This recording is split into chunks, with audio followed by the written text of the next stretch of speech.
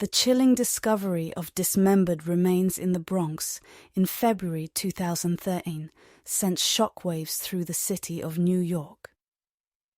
It was a grim and horrifying scene that would haunt the collective memory of the community. In the midst of a brisk winter morning, a dog walker strolled through the quiet streets of the Bronx with their faithful companion. As they ambled along, the dog's keen senses were drawn to a scent that emanated from one of the numerous garbage bags strewn haphazardly near a desolate alleyway. Curiosity piqued, the dog tugged at its leash, prompting the walker to investigate. What they found within the bag would be etched into their nightmares forever: the gruesome remains of a woman, dismembered and discarded like refuse. The shocking discovery sent shockwaves through the neighborhood and led to a frantic call to the authorities. When law enforcement arrived at the scene, they began the painstaking task of searching the area for more evidence and additional remains. To their horror, they found that the grisly scene extended beyond this initial discovery. More garbage bags, each containing pieces of the victim, were scattered across multiple locations throughout the Bronx. The investigation into this gruesome crime became an urgent priority for law enforcement. The community was gripped by fear and disbelief as they grappled with the horrifying realization that a cold-blooded killer was among them, capable of such brutality. Over the coming weeks and months, detectives worked tirelessly to piece together the puzzle of the dismembered victim's identity and the identity of her assailant. The chilling case would test their resolve and their ability to bring justice to the victim and closure to a terrified community.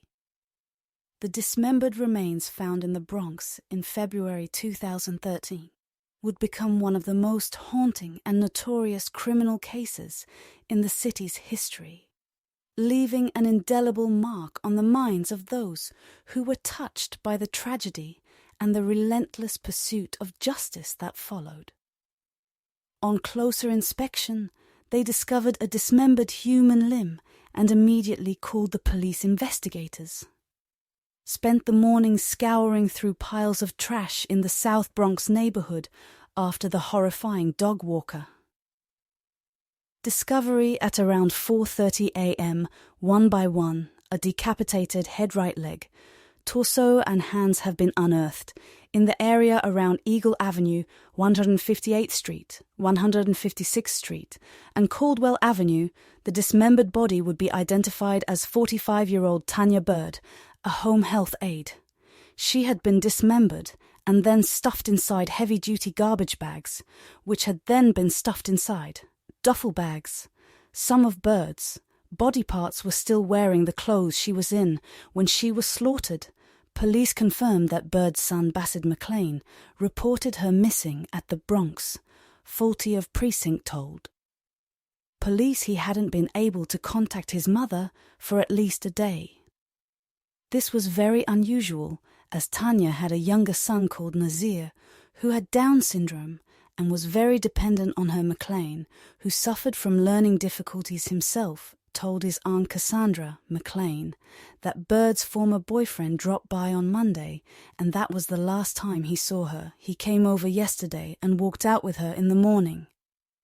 Yesterday morning, he said Cassandra believed Bird's allegedly abusive ex-boyfriend was responsible for her horrific murder and dismemberment.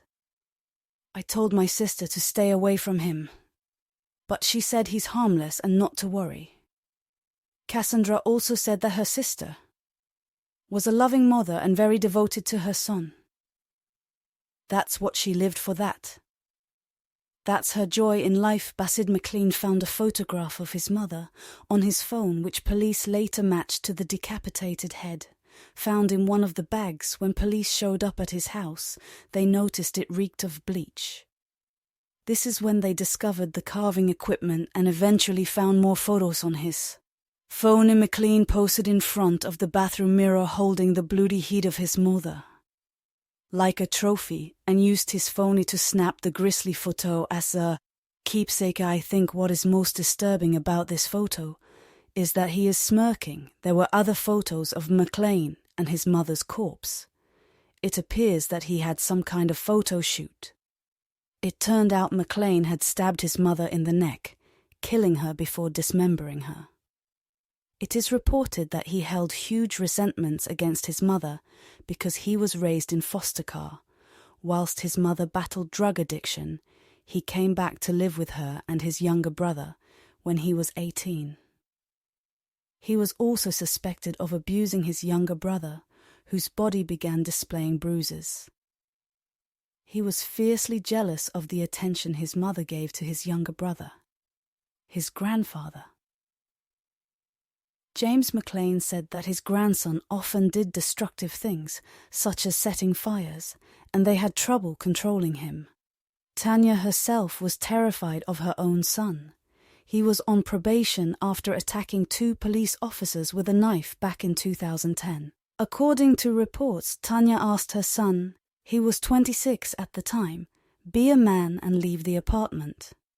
As a result of they are based on Tanya and Nasir shared a bedroom. McLean also, it had gotten out of control. He could either ask his mother or brother. The body of McLean was dismembered. A man helped with this. The second man is William McLean, 26. At the hardware store, harassed the Bronx to purchase a power saw and rubber gloves, and they returned to the apartment to chop up Miss Bird's body. Afterwards, attempts appear to have been made to clean bloodstains in the apartment with bleach surveillance video. Outside, the flood appears to show McLean and Harris carrying numerous bags out of the building's elevator before wheeling them away in a shopping trolley. Cassandra McLean said, "My nephew is a monster." This murder was premeditated, did shortly after the grisly discovery of the victim's 23-year-old son, Bassett McLean, would be arrested and charged with the murder of his mother. Harris was also arrested on charges of unlawfully dissecting a human body and hindering prosecution during the interrogation. They both blamed each other. McLean claimed that he left the apartment he shares with his mother at around 3 a.m. on Monday morning to withdraw cash, only to find that his friend William Harris had stabbed his mother to death.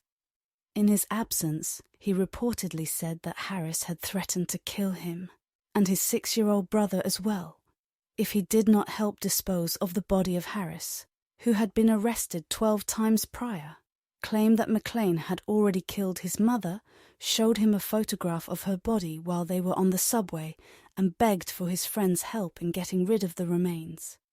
It strikes me as odd that Harris would get involved in such an act. If he had not participated, maybe he was aware of the premeditation of the act. McLean confessed to the sickening crime.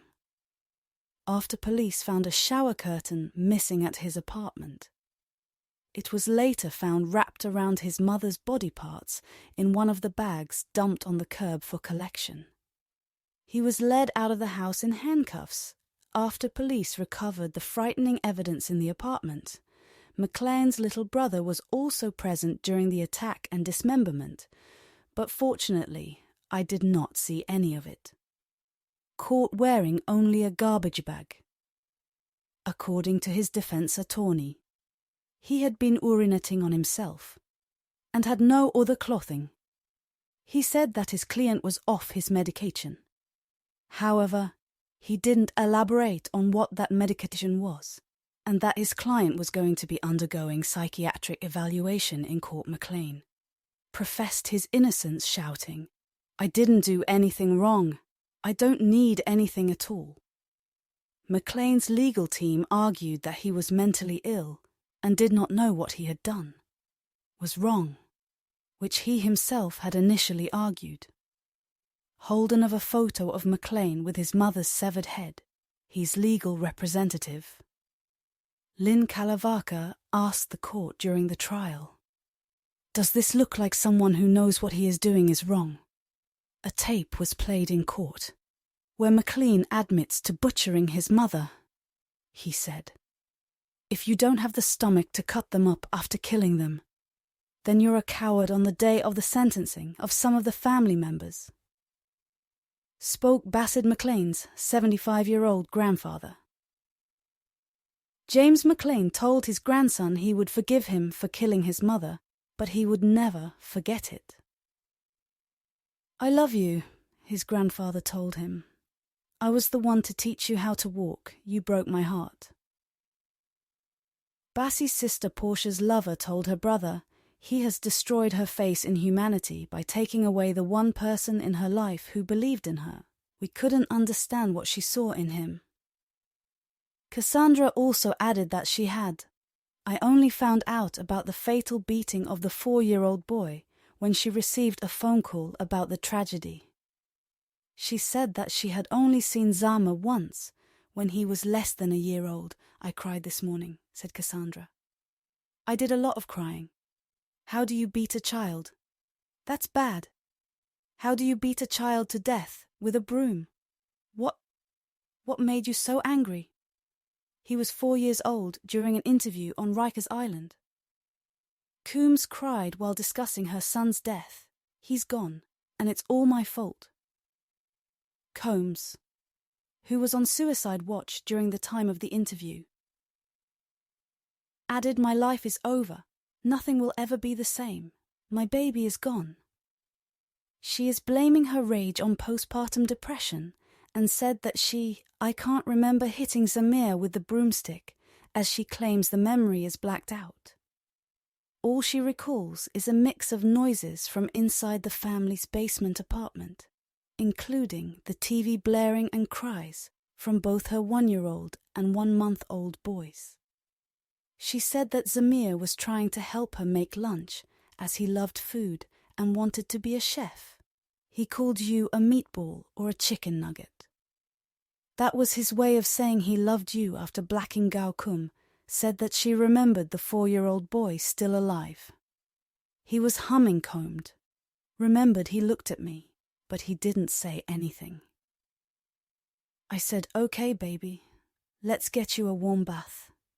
She said that she apologized and told the toddler that she loved him before putting him in a storage bin for a bath." Coombs said that she fell asleep whilst trying to breastfeed the 1-month-old baby and was awoken by her boyfriend. 26-year-old Jamari Richardson, who came home from work to find some mayor unconscious in the bin. "He went under," Richardson said, and I said, "What do you mean under?" "There's barely any water. There's nothing to go under." He called 911 immediately, and paramedics found. The boy is unconscious, not breathing, and foaming at the mouth. But the little boy died after doctors attempted to revive him 3 times at the hospital for hitting the 4-year-old boy. She said, "I lost it. That was a panic attack.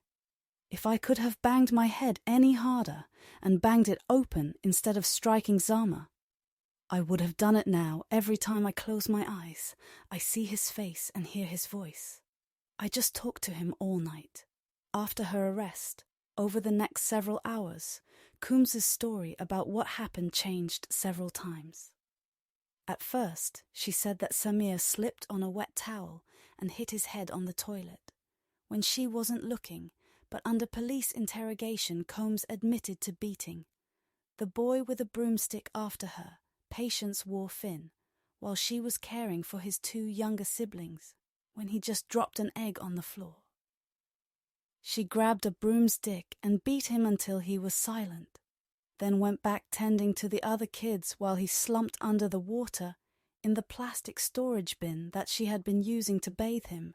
Abrasions were found on the boy's neck, and bruises covered various parts of his body. Neighbors said that Coombs and her boyfriend argued a lot.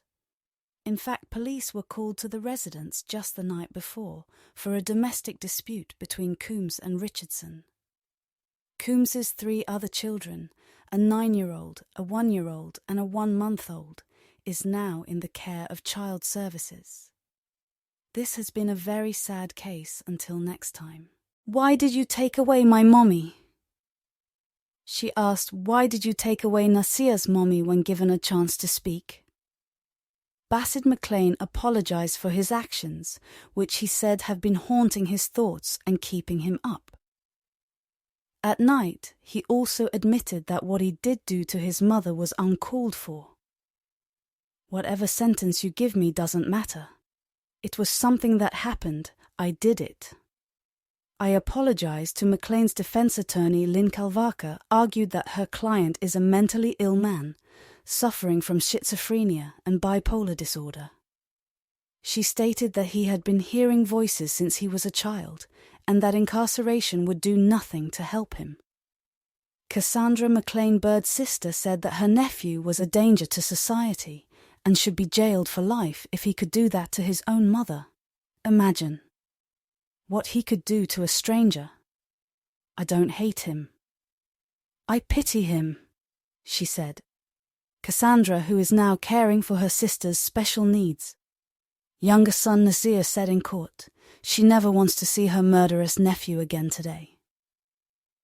"My siblings Nasir and I say goodbye, knowing this will be the last time we will ever see you and the last time you will see the family who loved you unconditionally."